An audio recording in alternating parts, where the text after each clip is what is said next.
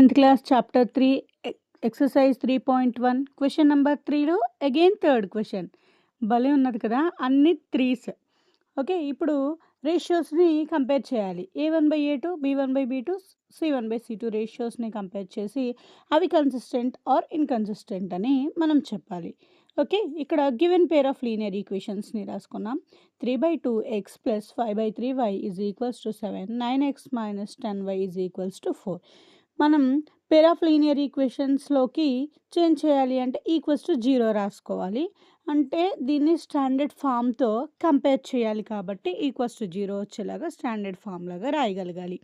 అది ఎలా రాస్తాము చూడండి 3/2x + 5/3y + 7 = రైట్ సైడ్ ఉంది కాబట్టి దాని లెఫ్ట్ హ్యాండ్ సైడ్ షిఫ్ట్ చేస్తే -7 same as 9x - 10y - 14 = 0. Standard forms a1x + b1y + c1 = 0 a2x + b2y + c2 = 0. మీకు కంపేర్ చేయడానికి ఈజీగా ఉంటుంది కాబట్టి ఫస్ట్ ఈక్వేషన్ని ఫస్ట్ స్టాండర్డ్ ఫామ్ కింద రాయండి, సెకండ్ ఈక్వేషన్ని సెకండ్ స్టాండర్డ్ ఫామ్ కింద రాయండి.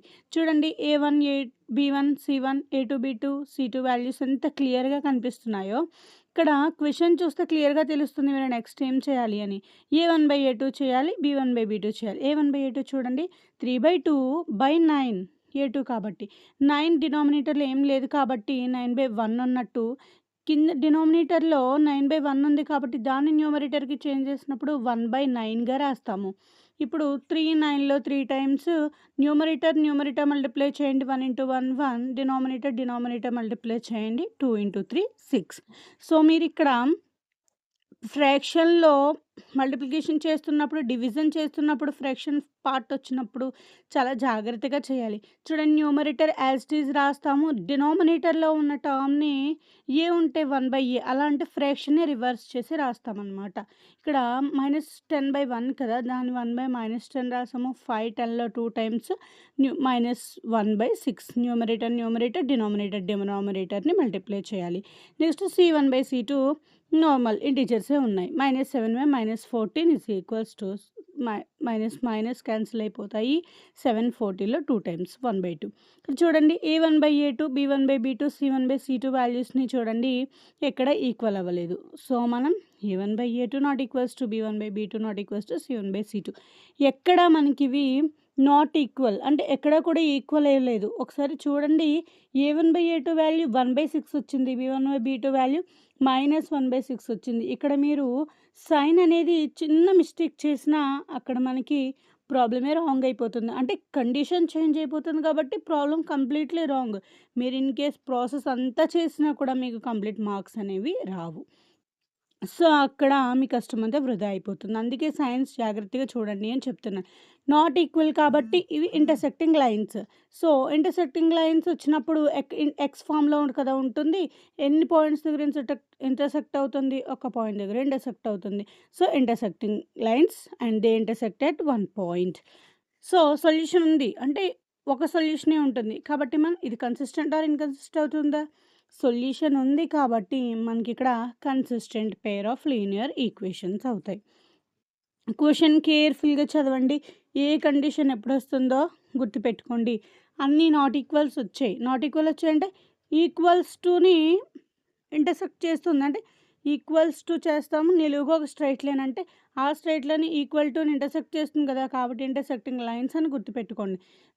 మనకి మర్చిపోతున్నామా? ఏదో ఒక చిన్న కోడ్ పెట్టుకోండి గుర్తుపెట్టుకోవడానికి, బట్ ఏదో ఒకలా గుర్తుండేలా చూడండి. ఇక్కడ చూడండి మనమే ఇక్కడ సైన్ మర్చిపోవడం జరిగింది. సో అందుకే సైన్స్ జాగ్రత్తగా చూడమని చెప్తున్నాను. And fourth question the given pair of linear equations are 5x - 3y = 11 -10x + 6y = -22 and వీటిని =0 వచ్చేలాగా రైట్ హ్యాండ్ సైడ్ 11ని లెఫ్ట్ హ్యాండ్ సైడ్ షిఫ్ట్ చేసి -11 అండ్ -22 లెఫ్ట్ హ్యాండ్ సైడ్కి వస్తే +22 అయింది. సో ఇప్పుడు on comparing the given pair of linear equations with the standard ఫామ్తో ఈ గివెన్ పేర్ ఆఫ్ లీనియర్ ఈక్వేషన్స్ని కంపేర్ చేయాలి. a1x + b1y + c1 = 0 and a2x + b2y + c2 = 0. 5x - 3y - 11 = 0 -10x + 6y + 22 = 0. A1 value 5, B1 -3, C1 -11, A2 -10, B2 6, C2 22. ఇక్కడ A1, B1, C1, A2, B2, C2 వాల్యూస్‌ని note చేసుకోండి. And next మనం ఏం చేయాలి? రేషియోస్‌ని compare చేయాలి. అంటే ఫస్ట్ ఫస్ట్ స్టెప్స్ ఏం చేస్తున్నాం? ఇచ్చిన పెయిర్ ఆఫ్ లీనియర్ ఈక్వేషన్స్ రాస్తున్నాం. వాటిని స్టాండర్డ్ ఫామ్‌తో కంపేర్ చేస్తున్నాం. అప్పుడు A1 B1 C1, A2 B2 C2 values రాస్తున్నాం. నెక్స్ట్ A1/A2 చేస్తాం.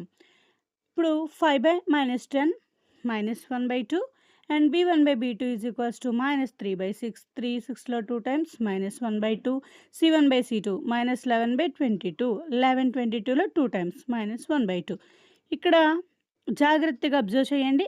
A1/A2 వాల్యూ -1/2, B1/B2 వాల్యూ కూడా -1/2 అండ్ C1/C2 వాల్యూ కూడా -1/2. 3 వాల్యూస్ కూడా -1/2 వచ్చాయి. అంటే A1/A2 is equals to B1/B2 is equals to C1/C2. Condition అంతా ఈక్వల్ వచ్చింది. ఈక్వల్ ఎలా రాస్తాము? ఒక లైన్ పైన ఒక లైన్ రాస్తాం. ఆ లైన్స్ కొంచెం దగ్గరికి తెచ్చేయండి, అంతే కంబైన్డ్ అయిపోతాయి. కాబట్టి coincident lines. Infinitely many solutions.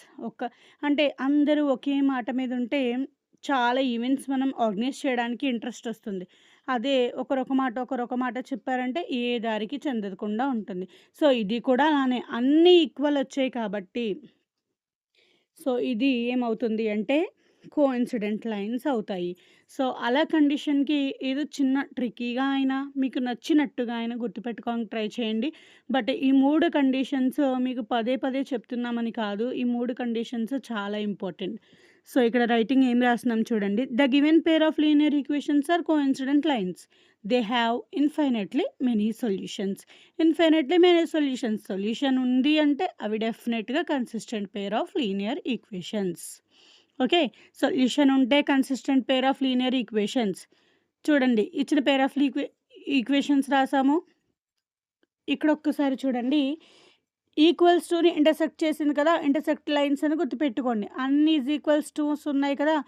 అన్ని ఈక్వల్స్ టూస్ ఉన్నాయి కాబట్టి కొంచెం దగ్గరకు తీసుకురండి. ఒకదాని మీద ఒకటి అయిపోతుంది. కోఇన్సిడెంట్ లైన్స్ అని గుర్తుపెట్టుకోండి.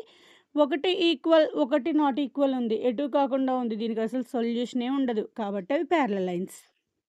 అలా ఏదో ఒక చిన్న ట్రిక్‌తో గుర్తుపెట్టుకోవడానికి ట్రై చేయండి.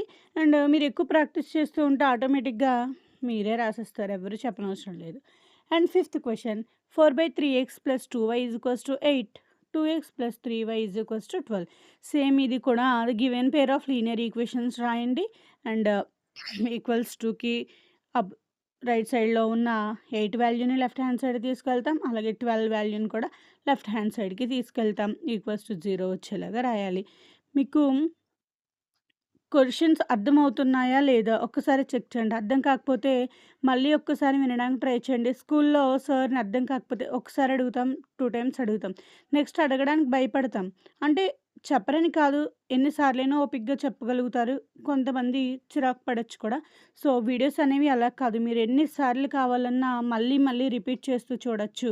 అలాగే మీ ఫ్రెండ్స్‌కి కూడా సజెస్ట్ చేయండి. ఎవరైతే కొంచెం పూర్‌గా ఉంటారో, క్యాలిక్యులేషన్‌లో స్పీడ్ ఉండదు, కొంచెం అర్థం చేసుకోవడానికి ఇబ్బంది పడుతూ ఉంటారో అలాంటి వాళ్ళందరికీ చు చెప్పడానికి ట్రై చేయండి. మీకొచ్చినంత వరకు మీ ఫ్రెండ్స్‌కి ఎక్స్‌ప్లెయిన్ చేయడానికి ట్రై చేయండి. Okay.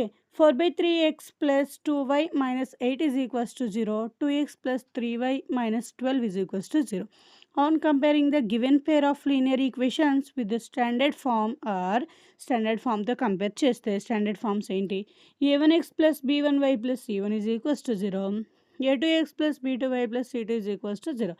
First equation first standard form కింద, second equation second standard form కింద రాయండి.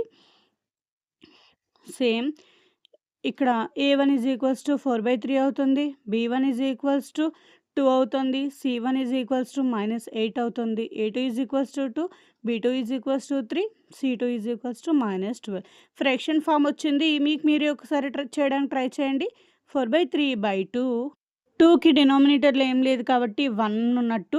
డినామినేటర్‌లో ఏదైతే ఉందో దాన్ని న్యూమరేటర్‌కి వెళ్ళేటప్పుడు ఫ్రాక్షన్ రివర్స్ అవుతుంది. 2/1 కాబట్టి ఫ్రాక్షన్ ఏమవుతుంది అంటే ఇంటూ 1/2 అవుతుంది. న్యూమరేటర్ యాజ్ ఇట్ ఈజ్ ఉంటుంది. డినామినేటర్ ఫ్రాక్షన్ అనేది రివర్స్ అవుతుంది. 1/2 2 4లో 2 టైమ్స్ 2 ఇంటూ 1 2 3 ఇంటూ 1 3 అంటే న్యూమరేటర్ డినామినేటర్ మల్టిప్లై చేయాలి. 2 a1/a2 is equals to 2/3 b1/b2 directly 2/3 and c1/c2 is equals to -8/12 minus minus cancel అయిపోతాయి. 4 8లో 2 times 12 12లో 3 times 2/3 a1/a2 is equals to ఎంత 2/3 b1/b2 2/3 c1/c2 2/3. మనం tables నేర్చుకోవడం వల్ల calculation అనేది speed కొంచెం పెరుగుతుంది. సో, మన maths from scratch foundation series అనేది స్టార్ట్ చేయడం జరిగింది. ఎవరైనా చూడకపోయింటే ఒకసారి మన ప్లేలిస్ట్ చెక్ చేయండి.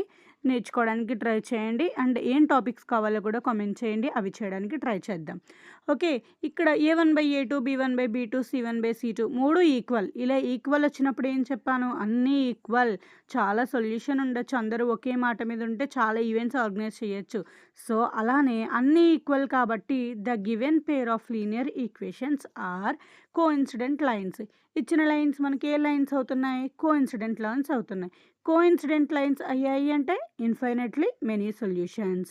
ఇన్ఫైనైట్లీ మెనీ సొల్యూషన్స్ ఉన్నాయి. సొల్యూషన్ అనేది ఉంది అంటే డెఫినెట్లీ అది ఏమవుతుందని చెప్పుకున్నాం? కన్సిస్టెంట్ లైన్స్ అని చెప్పుకున్నాం. So, they have consistent linear pair of equations. Okay. మీరు ఇంత మ్యాటర్ రాయలేకపోతున్నాం సింపుల్‌గా చెప్పండి మ్యామ్ అని అంటే ఏంటి అంటే ఈజీగా given pair of linear equations అనే వర్డే మనకి క్వెషన్‌లో ఉంటుంది. ఏం రాస్తాం? ద గివెన్ రాస్తాం అంతే. Pair of linear equations are coincident lines. మనం రాసేది జస్ట్ కోఇన్సిడెంట్ లైన్స్ అనే వర్డ్ మాత్రమే. పెద్దగా అనిపిస్తుంది గానీ ఇక్కడ అంత మ్యాటర్ ఏం లేదు. అంతా మనం క్వెషన్‌లో ఉన్నదే ఒక వర్డింగ్ ఫామ్‌లో మళ్ళీ రాస్తున్నాం అంతే. The given pair of linear equations are coincident lines. So, they have ఇవి ఏం రాయాలో అర్థం కాలేదా? ఇన్ఫైనైట్లీ మెనీ సొల్యూషన్స్ అని రాసేయండి. కిందన consistent pair of linear equations. Pair of linear equations అనే వర్డే క్వెషన్‌లోది. సో, ఈజీగా అలా రాసేయండి. ఇంకా మీకు అర్థం కాని వాళ్ళు ఎవరైనా ఉంటే మళ్ళీ ఒక్కసారి చూడడానికి ట్రై చేయండి. అర్థం చేసుకోవడానికి ట్రై చేయండి.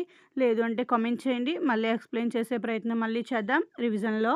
ఓకే. ఇంకా మీ ఫ్రెండ్స్ ఎవరైనా ఉంటే వాళ్ళకి ఈ వీడియో యూజ్‌ఫుల్ అనిపిస్తే ఖచ్చితంగా షేర్ చేయండి, లైక్ చేయండి.